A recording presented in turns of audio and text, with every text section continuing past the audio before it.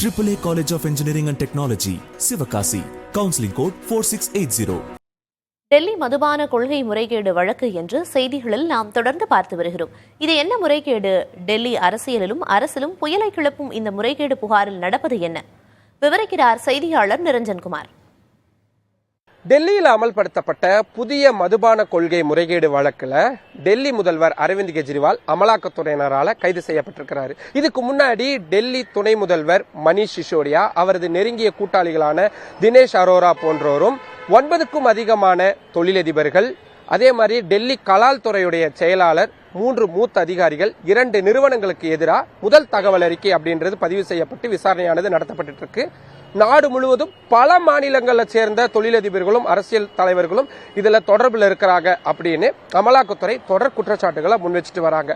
இதுக்கெல்லாம் முக்கியமான மூல காரணமா இருக்கிறது டெல்லியில் அமல்படுத்தப்பட்ட புதிய மதுபான கொள்கை முறைகேடு.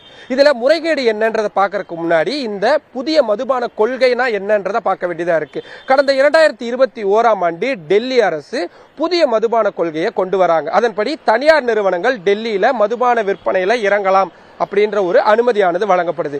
இதை தவிர மது அருந்துவருடைய வயது 25லிருந்து 21 குறைக்கப்படுது.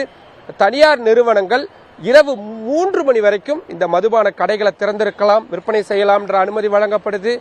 இந்த நிறுவனங்களே, இந்த கடைகளே மதுபானங்களுக்கான விலையை நிர்ணயம் செய்யலாம், டோர் டெலிவரி செய்யலாம், இப்படின்னு ஏராளமான சலுகைகளும் ஏராளமான புதிய வாய்ப்புகளும் வழங்கப்படுறதுனால ஆரம்பத்தில் ஏராளமான போட்டி இருந்துச்சு. அப்படி போட்டி போட்டவங்களுக்கு அந்த கடைகளை கொடுக்கறதுல நிறைய முறைகேடு இருந்துச்சு அப்படின்ற ஆரம்ப கட்ட புகார்கள் இருந்துட்டு வந்தது.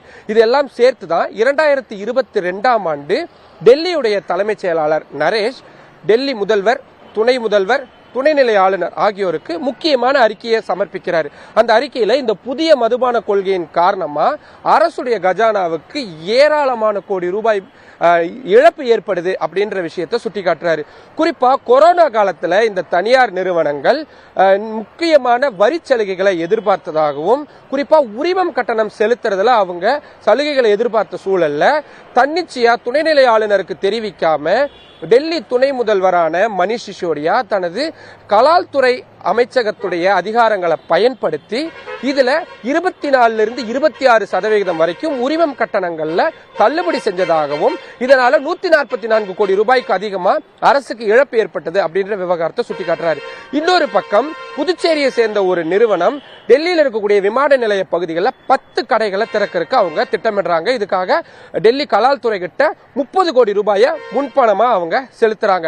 ஆனா விமான நிலைய அதிகாரிகள் அந்த நிறுவனத்துக்கு தடையில்லா சான்று வழங்க மறுப்பு தெரிவிச்சிடறாங்க. அதனால அந்த நிறுவனம் கடைகளை திறக்க முடியாம போயிருச்சு. டெல்லியில இருக்கக்கூடிய பழைய கலால் வரி விதிமுறைகளின் படி அந்த 30 கோடி ரூபாயை அந்த நிறுவனத்துக்கு திருப்பி கொடுக்க வேண்டியதில்லை. ஆனா மணீஷ் சிசோடியா மீண்டும் துணைநிலை ஆளுநருக்கு கூட சொல்லாம தன்னிச்சையா விதிமுறைகளை மாற்றி அந்த 30 கோடி ரூபாயை திருப்பி கொடுக்கிறாரு.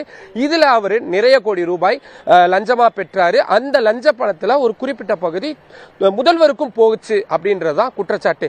இந்த குற்றச்சாட்டுகளின் அடிப்படையில தான் டெல்லி துணைநிலை ஆளுநர் சிபிஐ விசாரணைக்கு உத்தரவிட்டு பரிந்துரை செஞ்சு அந்த பரிந்துரையின் அடிப்படையில் அமலாக்கத்துறையினர் விசாரணை தொடங்கி இப்போ இந்த விசாரணை வளையம் மிகப்பெரிய அளவில் நடத்திட்டு வரதை பார்க்க முடியுது. தலைநகர் டெல்லியிலிருந்து புதிய தலைமுறைக்காக ஒளிப்பதிவாளர் லோகேஷுடன் Niranjan. AAA College of Engineering and Technology, Sivakasi. Counseling code 4680.